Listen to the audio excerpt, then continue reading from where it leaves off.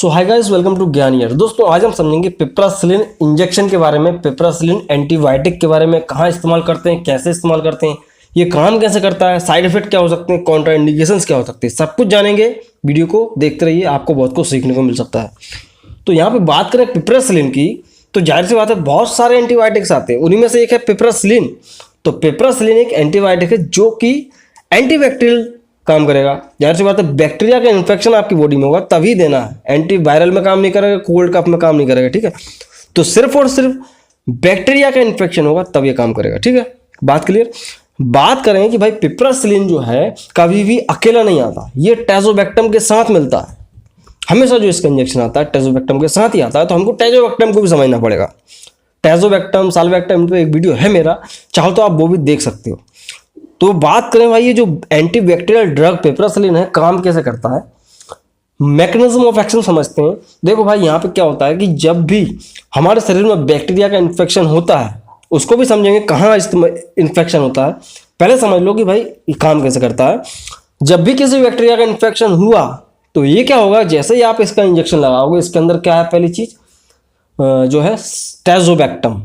टैजोबैक्टम क्या होता है, एक बीटा लैक्टेमेज इनहिबिटर होता है। बीटा लैक्टेमेज इनहिबिटर एंटीबायोटिक होता है जो कि पेनिसिलिन से ही ग्रुप से रिलेट करता है। बट ये क्या करता है, ये उसकी जो सेल वॉल होती है, बैक्टीरिया की जो सेल वॉल को जो सिंथेसिस होने के लिए जो मॉलिक्यूल होता है बीटा लैक्टेमेज एंजाइम, उसको इनहिबिट कर देता है।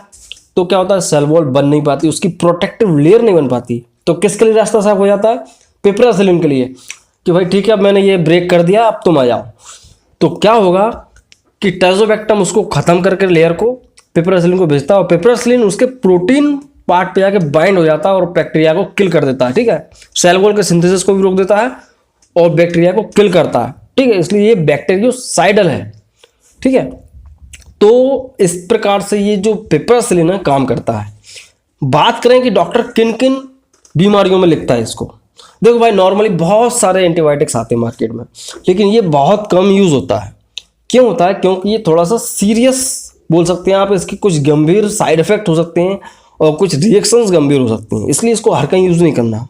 ये क्लिनिक्स और हॉस्पिटल में ही यूज किया जाता है, आप घर पे नहीं कर सकते। करने को चाहो कर सकते हो बट अपनी रिस्क पे।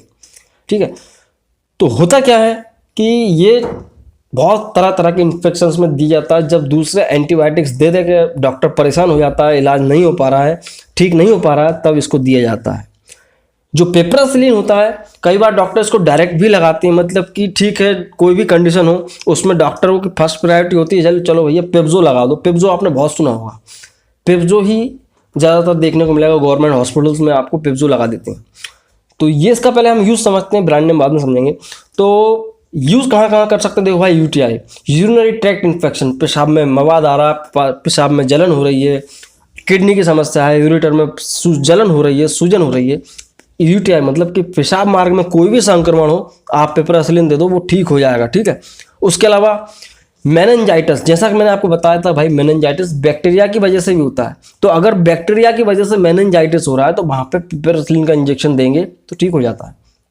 वहाँ बात करें कई बार बर्न के केस आ जाते हैं भाई, आदमी के जल जाता है, बहुत ज़्यादा 3rd डिग्री तक पहुँच जाता है जल के, आदमी का शरीर बहुत ज़्यादा जल जाता है केसेस में एक्सीडेंटली, तब उस कंडीशन में पिपरासिलिन देते हैं ताकि होल बॉडी में इन्फेक्शन ना बढ़े या होल बॉडी के इन्फेक्शन को ख़त्म करने के लिए।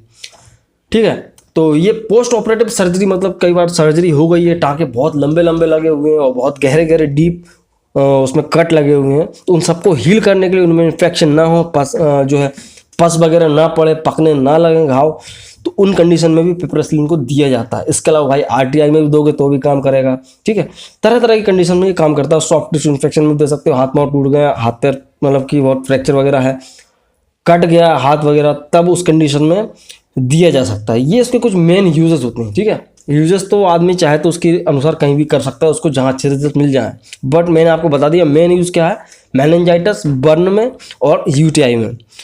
तो ये होता है दोस्तों पिपरासिलिन का यूजेस। आप समझते हैं कि ये किन किन नाम से मार्केट में आता है ताकि थोड़ी आपको रिलेट करने में आसानी हो जाए।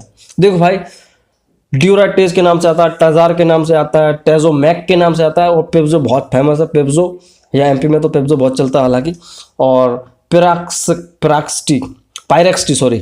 तो ये कुछ इसके सब ब्रांड्स आते हैं, चाहो तो इनमें से कोई भी लोगे तो उसमें आपको पिपरासिलिन ही मिलेगा, पिपरासिलिन साल्वे जो है टेजोबैक्टम मिल जाएगा। अब बात करें कि भाई इसके कुछ कॉन्ट्राइंडिकेशंस कि भाई किसको नहीं दिया जाता, तो देखो भाई एलर्जी अगर किसी को है उसको नहीं देना, ठीक है। अगर किसी को डायलिसिस चल रहा है या डायलिसिस हुआ है या उसको डायलिसिस की समस्या है, मतलब कि उसको किडनी वगैरह वर्क नहीं कर रही प्रॉपर और उसको डायलिसिस कराना पड़ता है, उस व्यक्ति को नहीं दिया जाता, ठीक है। साथ में अगर किसी को ब्लीडिंग की समस्या है, किसी भी तरह का ब्लीडिंग कैंसर है, ब्लड कैंसर है, क्लॉटिंग होती रहती है उसकी बॉडी के अंदर, हीमोफीलिया वगैरह ऐसी कंडीशन होती रहती है, तो नहीं देना। यहाँ तक कि हाइपरटेंशन में नहीं दिया जाता, किडनी की लिवर की समस्या कोई दिक्कत नहीं, दिया जा सकता। प्रेगनेंसी और ब्रेस्ट फीडिंग मदर्स के लिए गायनेकोलॉजिस्ट डिसाइड करेगा कि भाई देना है नहीं देना है, वो डिपेंड करता है सिचुएशन पे, भाई किस तरह की प्रेगनेंसी है, किस तरह का टाइम चल रहा है, तो वो दिया जा सकता है, सेफ ही रहता है ज़्यादातर, बट फिर भी गायनेकोलॉजिस्ट की सलाह लेना जरूरी है। उसके अलावा बात की जाए कि भाई इसके कुछ ड्रग इंट्रैक्शन की, भाई किन दूसरी दवाइयों के साथ ये इंटरेक्ट कर सकता है। कई बार लोगों को पता नहीं होता है, वो डायरेक्ट पेप्सो लगा देते हैं, लेकिन उनको बाद में पता चलता है रिएक्शन क्यों हो गया, तो ये दवाइयों की वजह से रिएक्शंस होता है। कौन कौन सी दवाइयाँ हैं भाई, यहाँ पे मेथोट्रेक्सेट एक दवा होती है, मेथोट्रेक्सेट उसके द्वारा होता है। उसके अलावा वारफ्रिन, अगर किसी को जो है वारफ्रिन चल रहा हो, जो कि एंटीकोगुलेंट होता है ड्रग, वो चल रहा हो तो नहीं देना। साथ में डॉक्सीसाइक्लिन, एमिकासिन, फ्यूरासेमाइड ये चल रहे हो तो नहीं देना है, ठीक है। तो ये इसके कुछ ड्रग इंट्रैक्शंस होते हैं। बात करें अगर साइड इफेक्ट की, अगर आप किसी को देते हो तो क्या क्या साइड इफेक्ट देखने को मिल सकते हैं, तो भाई एब्डोमिनल पेन हो जाएगा, पेट दुखने लगेगा, ठीक है, पेट दुखने लगेगा, उसको दस्त हो सकते हैं, डायरिया हो सकती है, नोजिया, वोमिटिंग। मेन इसका साइड इफेक्ट होता है भाई स्टोमाइटिस, मुंह में जलन हो सकती है, मुंह सूख सकता है, स्टोमाइटिस। तो ये इसके कुछ साइड इफेक्ट्स होते हैं। बात करें डोजेस की, तो पहले समझ लो कि ये किन किन क्वांटिटी में आता है। देखो भाई, जब भी आप लेने जाओगे पिपरासिलिन का इंजेक्शन, तो वो बोलेगा भाई कि कौन सा देना है। 1.125 भी आता है और 2.250 भी आता है ठीक है। 1.25 ग्राम, 2.5 ग्राम और 4 ग्राम, 4.5 ग्राम ऐसे आता है। ये ग्राम में आता है, मिलीग्राम में नहीं आता, ठीक है। तो 1.125, 2.250 आता है और 4.50 आता है, 450 आता है। तो इसमें जो होता है कि इसका जो पॉइंट वाला सिस्टम है, इसको आप समझ लो, बहुत आसानी हो जाएगी आपको। जैसे भी आप लेने जाओ, चाहे 125 वाला हो, तो इसमें क्या है, जो 1 ग्राम है शुरू में, वो है क्या, पिपरासिलिन। इसके अलावा जो पॉइंट के बाद जो भी संख्या लिखी हुई है 125 मिलीग्राम, इसमें ये टेजोबैक्टम होता है। भाई अगर 2.5 ग्राम की बात करें, 2 ग्राम इसमें पिपरासिलिन है, जो है 250 मिलीग्राम कितना है, टेजोबैक्टम होता है। ऐसे 4.5 में भी होता है, 4 मिलीग्राम इसमें पिपरासिलिन है और 450 क्या है, टेजोबैक्टम। ये बहुत आसान होता है इसका डोज समझना। तो ये इन तरह से मिल जाता है। बात करें अगर कितना देना चाहिए किसी व्यक्ति को, तो जो है 100 मिलीग्राम पर केजी बॉडी वेट से आप दे सकते हो। 100 मिलीग्राम पर केजी, अगर आप इसको कैलकुलेट करोगे, मल्टीपल करोगे, 50 किलो का आदमी है तो उसको आपको कितना देना है, 5 मिलीग्राम, दिन भर में 5 मिलीग्राम।